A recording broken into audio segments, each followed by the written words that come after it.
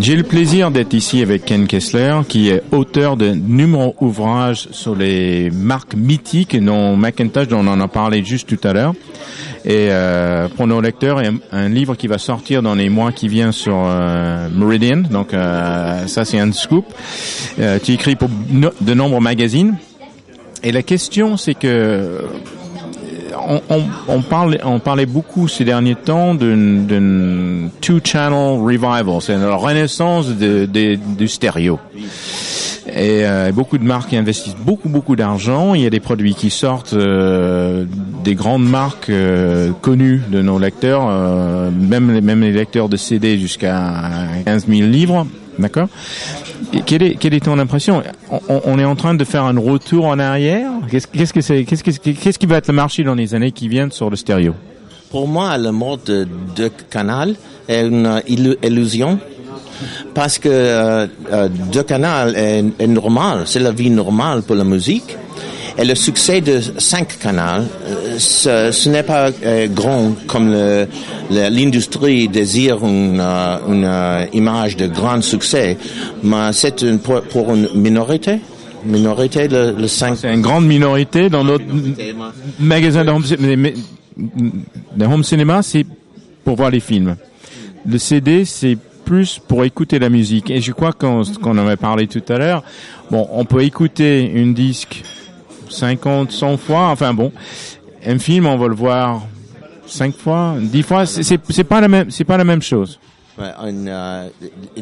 L'industrie a découvert que la majorité de le public, avec un grand système pour le DVD, écoutait avec 2 canaux. C'est la réalité. Pour le grand marque de haute fidélité, jamais finir avec les nouveaux produits, les produits intéressants.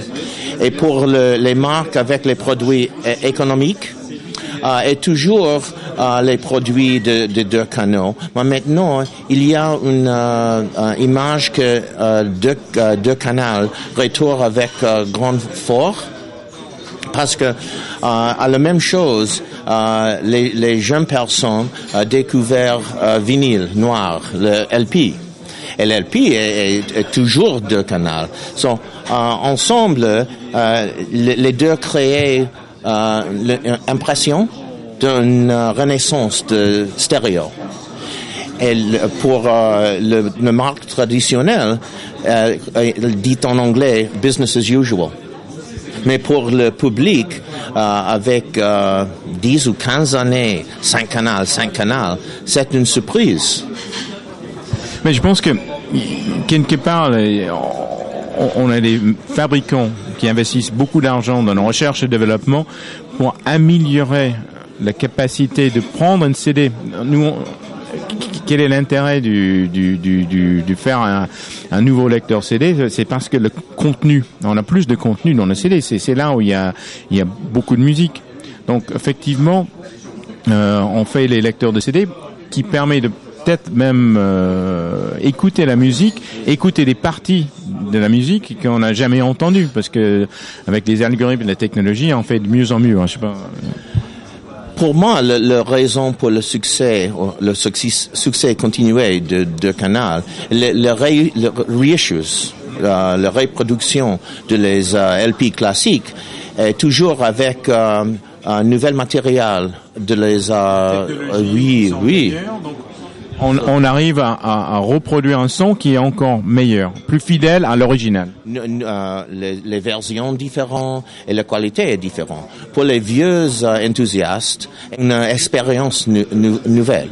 Mais pour les jeunes avec les iPods, j'espère que il y a une inspiration pour écouter un niveau de haute fidélité.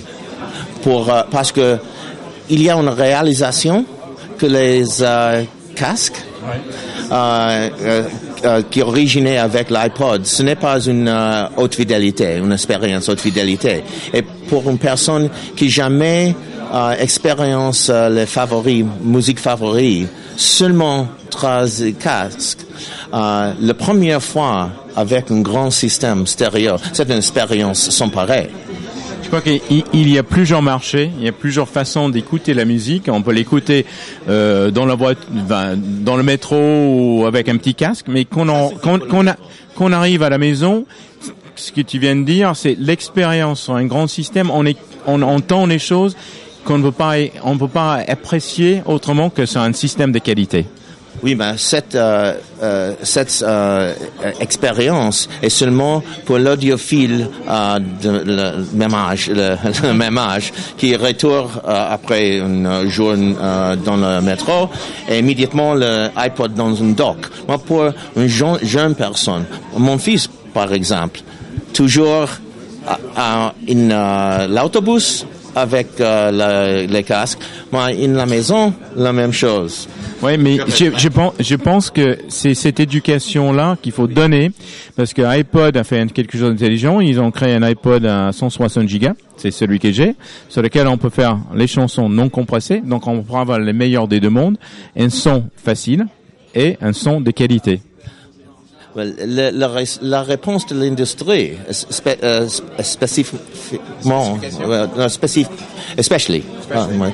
les grandes marques, l'idée est comme ça. Il y a 100 millions iPods. C'est les communautés de haute fidélité recouvertes 1% est le plus grand benefit pour l'industrie. 1% de tout le marché pour iPod, énorme, plus grand de le marché traditionnel pour haute fidélité. Une personne optimistique, malheureusement, je suis un peu pessimistique. Mais tu restes toujours optimiste. Ken, on va faire un rendez-vous dans 6 mois. On en parlera de l'évolution de marché, mais je crois qu'on est sur une vraie révolution, comme tu dis, une renaissance du canal qui va améliorer les qualités et faire une expérience complètement différente pour nos lecteurs et nos visiteurs. Je leur remercie beaucoup pour cette occasion. Au revoir.